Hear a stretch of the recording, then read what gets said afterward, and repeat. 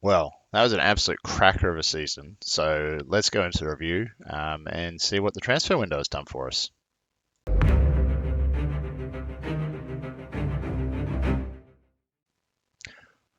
Right. So my camera's giving me grief right now. So in light of that, we'll just kick off with the season review.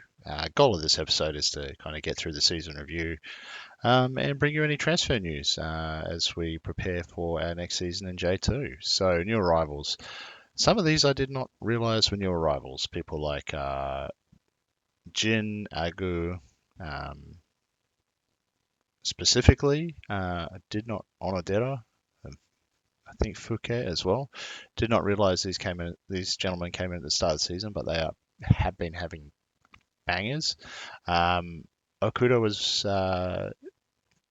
pretty much our super sub up front. You could put him anywhere and guaranteed to have an impact, which is great because we are losing Eduardo Melo, and I think he's just going to slot straight into that as the starter there next season. Um, did terribly in the cup. Well, not terribly. We, beat our J3 rivals and sputtered out,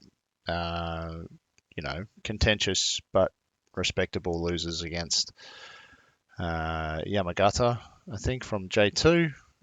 But the league crushed it in the end. I thought we were never going to reel in Kagoshima, but they really dropped the ball right at the end of the season. I suspect they were having morale issues. Fantastic. Top goal scorer, Eduardo Melo. Biggest wins, the 2-7 thrashing of Numazu, which was great because they beat us 1-0 the first time round. So, nice to punch back for a change. Goal of the season, I do not remember this one, but it's what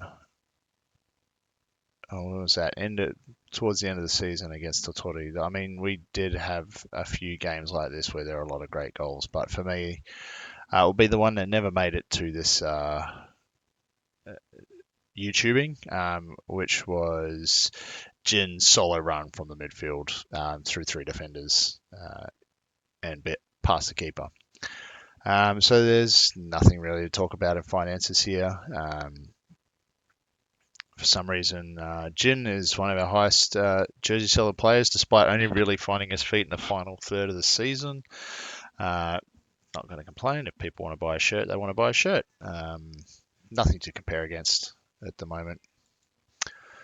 What does the best 11 look like? So I don't know if this is probably the best 11, but this is probably reasonably close to the most starts. Namoto definitely got the start there, even though towards the end of the season I kind of had Ikemoto moving in there and Namoto coming in as a sub. Okuda is the real standout here. This was mostly Tsubogo and Jin in that spot, but I suspect Okuda got the nod because he was just on in all places in the attacking midfield and the strikers almost every game. Eduardo Melo, yeah, I mean, so Okuda would normally come in there as well for Eduardo Melo. And Ibaka on the right, yeah, that makes sense. Agu and Ino, I would have flipped them. Ino was the segundo volante, and Agu was the anchor on the right. On the left, Fouquet probably makes sense. I went through about, I guess, three starters over the course of the year, but Fouquet kind of solidified the spot at the end. Tokida, Muramatsu, I hate the guy. Absolutely hate the guy, but he's the best of a bunch of bad choices I had at central defender at the back before I brought Tokida on. So at least one of them lives. And Ikeda was very hit and miss during the season. He'd either smash it out of the park and be playing fantastically creatively, or he would get shut out and just it was easy to just pull him back and set a defender up there instead. Fans player of the season, Eduardo Melo, hard to argue with that. Absolutely crushed it. Top goal scorer, was pretty high on the assist list as well. But I think mostly what worked for us was he was always just that little bit late to the box, which gave us the option at the edge. So him and Ino took that kind of late to the box option which gave him a lot of opportunities that the other forwards didn't necessarily get.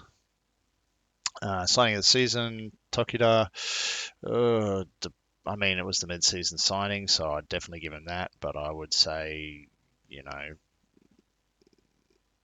there were better options, probably to be polite.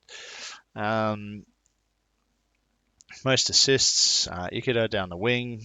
Yep, that was what he was there for, and he crushed it. So pretty happy with that. Record breakers, these are all local records. I don't think we've got any competition ones. Nothing too out of play there. Most goals, and assists.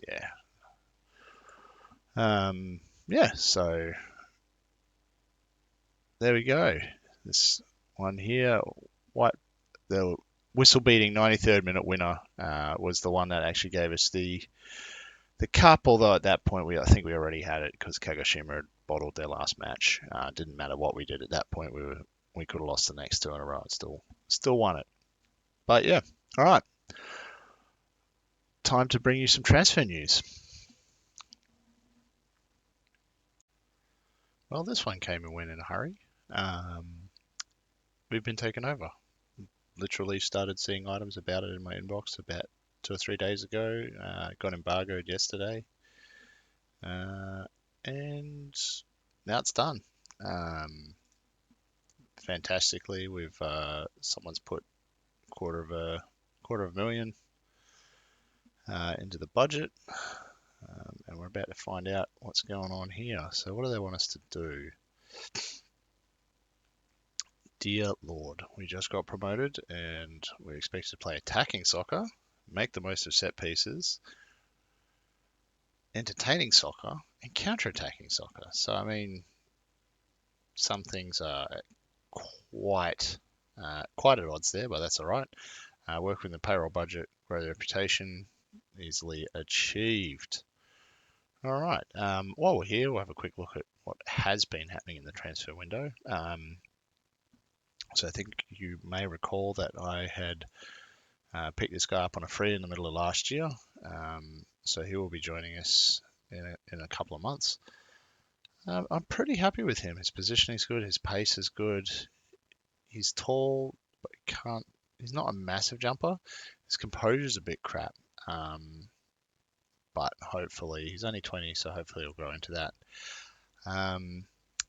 So he's hoping he goes all right. And the other bloke, now I'm a bit concerned in the defensive midfield, as I pointed out before. We don't have depth there. And on top of that, I have discovered that Agu has no intention of re-signing with us when his contract ends at the end of this year. So, going on a bit of a quest to see what I can find in the defensive midfield location. This guy looks pretty average, but it's hard to find good defensive midfielders in the J leagues, as far as I can tell. Exactly what I want. Don't want him running around the pitch all day, but he knows where to sit, knows how to pass a ball.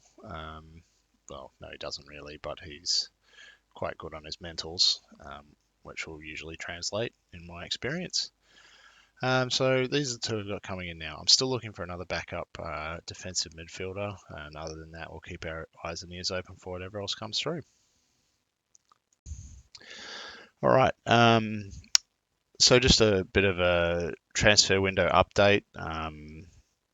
Transfer window opened technically today, which means all the purchases that have been planned for all landed today, and all the outgoings also left. So on the way out, we had Iketaka, which very upsetting. I didn't realize he had he was pre-sold to someone else when the save started, by the look of it. So that one I somehow went under my radar. So we've lost one of our good men up front. Eduardo Melo, I did point out over the course of the season, I definitely knew he was going because I was very upset about that. So he's gone. We sold Hasegawa, one of our fullbacks, our underperforming fullbacks. Got a reasonable price for him. I think like 80 grand. I've got it in pounds, so I should, in theory, have it in yen, but I can't wrap my head around what people are worth in yen, so I'll just stick to the pounds for now. And last one, so I'm happy about him going. Last one is Yoshimaru, the first squad goalkeeper. Mixed feelings about that. He was a good goalkeeper, but his contract was quite excessive for, I thought, how good he was. Not to mention he had a clause on it that made him always the highest earner. So as we come up into the J2, I don't think he's going to be worth being the highest earner for too much longer. So I'm pretty glad that someone was very interested with him, and he wanted to move on. So I think everyone was pretty happy with the outcome there. That left me with a few problems. One, I'm still looking for quality in the centre backs.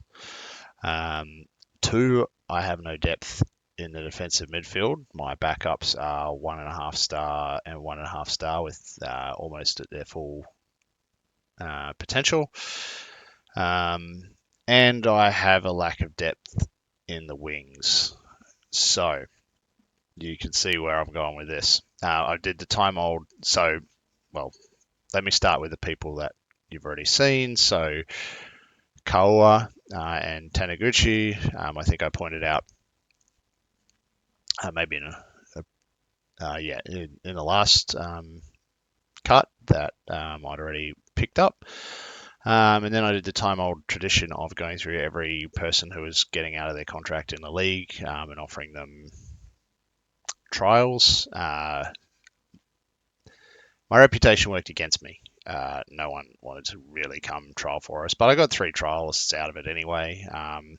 Kaito Kamiya at centre back, which was handy, and the 2 wingers Hamashita and Shiraishi. So they played pretty well in the 2 friendlies. Not fantastically, but kind of green shoots. You can see that there's a bit of potential there, so I hope that plays out. The last person I signed was Tokunaga, basically just to round out kind of having a full second team in the defensive midfield. So we've got depth where we need it. I don't know how these guys will play out at centre back, but we'll see. Kamiya looked pretty good in the trial matches, but wasn't a massive standout. I still have enough money in the kitty probably for one big purchase, but unless something ridiculously good comes up in the next couple of weeks, I'll probably hang on to that for the mid-season transfer window and see if there's anything I need to cover for at that point in time. Well, we've got a squad. It's hopefully J2 standard. There's a lot of free transfers. I haven't spent any part of my transfer budget yet. So stick around in a few days. We'll see how they are turning out for the start of the season. As always, like if you like the content, comment if you comment the content, and subscribe if you subscribe the content.